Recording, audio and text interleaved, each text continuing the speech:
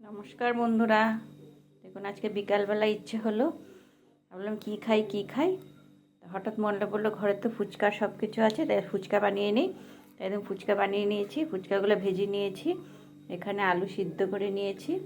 এখানে দেখুন একদম ভালো করে ফুচকার জল বানিয়ে নিয়েছি। এখন আমরা সবাই মিলে ফুচকা খেয়ে নেব।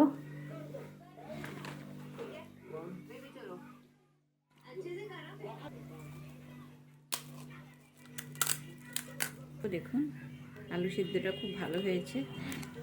আপনারা যদি খান তো আপনারাও আসতে পারেন আমাদের ফুচকা পার্টিতে জয়েন করতে। ফুচকা পার্টি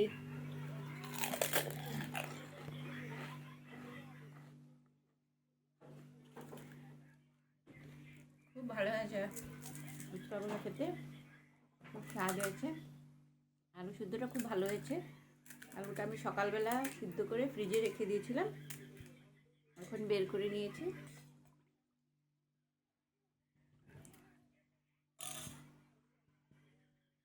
ভালো হয়েছে খেতে।